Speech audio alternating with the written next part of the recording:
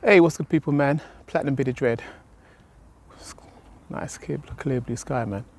Question, man. How focused are you? How focused would you say you are? If I said to you, where do you spend most of your, where do you think where do you think most of your thoughts go to in the average day? I don't know. I was always fascinated with that scientific quote. Now, how's it go? It goes, energy flows where attention goes. I hope I got it right. But basically the idea that everything's energy, yeah? So whatever we put our attention to is what we're creating in that moment. Yeah. Yeah, that always fascinated me, man. And there was another one, scientific, factual quote that really fascinated me too. And that was, two things can't occupy the same space at the same time. And when you put those two things together, my gosh, it makes me realize that that's the difference between someone who's great and someone who's average. Just simply by where they're putting most of their attention.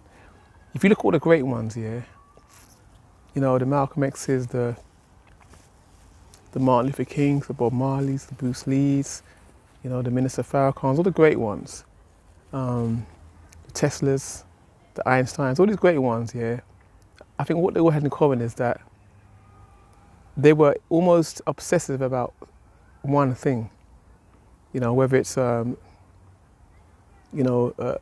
freedom fighters, you know, or liberators for oppressed people, or just, you know, or even just a subject like maths or science. But they was all obsessed with one thing. And from our perspective, we'd say they were strange, because most people don't have that intensity on one thing. But that's also what made them great, man.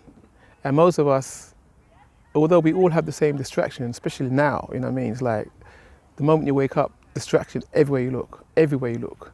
So it's harder to be as focused as some of the great ones are or were.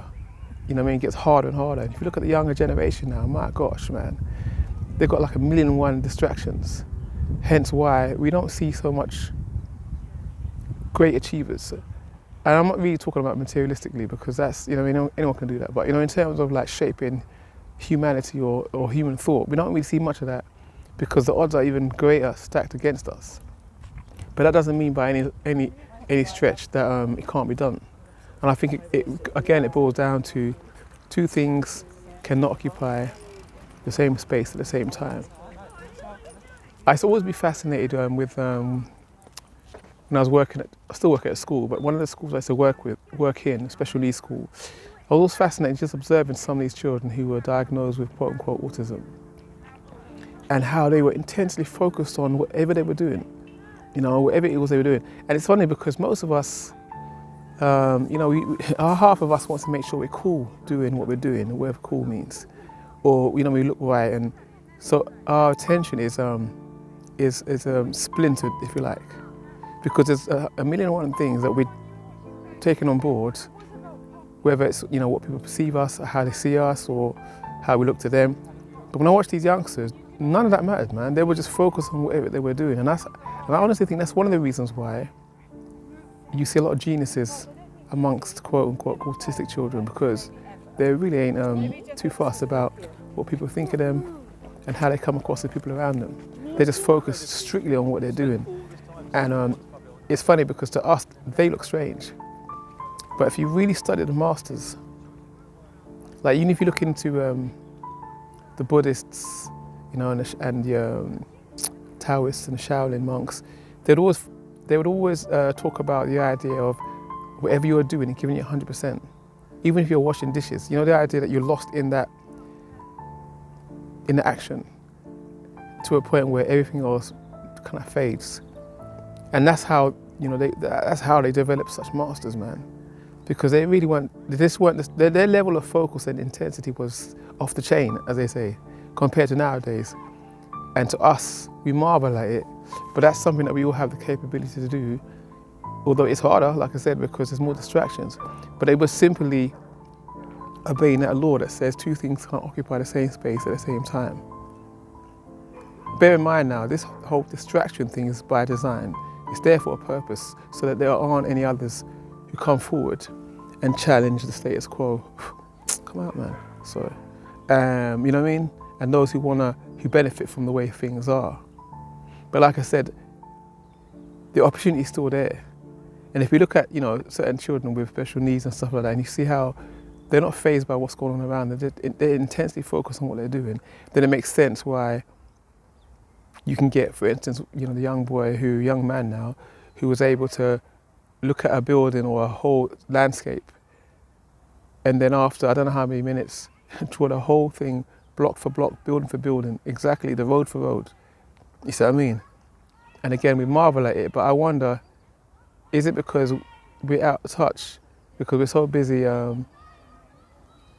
with our thoughts being splintered, I remember watching a movie, what movie was it? The Last Samurai. And the British soldier who spent time with the samurai, this is a simplified version, they were training him to be a warrior. He was a warrior already, but in the art of samurai. And every time, they did their little duel, he'd get thrown to the floor and the sword would, and the sword would come just inches above where the master showed him that he could have killed him. And then after about 3 attempts and he's defeated on the floor, one of the children runs up to him and says, "Too many mind." And the British soldier looks at him and says, "Huh?" He says, "Too many mind on this, mind on that, mind on the other." And what he's basically saying is that his mind was being splintered by all manner of things, whether it be, who was watching and how he's holding his sword and this, that, and the other. But he had to become one with the movement, and that's it. And when he took that on board, then he was more successful. Bruce Lee said the same thing. It's becoming one with, how did he put it? He said, he said basically losing yourself in the moment, in the movement of what you're doing, and not having no fear for the outcome. Powerful stuff, man. But I challenge all of us, man, to see if we can take back a little bit of our time to focus on the one thing at hand. Even me, sometimes, certain things I don't like doing. I don't like folding clothes after they've been in the laundry. But the moment I'm lying now, I play music. But the moment I've tried to just get into what I'm doing, time's gone quicker. It hasn't seemed so bad. And remember, they say that we only use 10% of our brain, of our mind.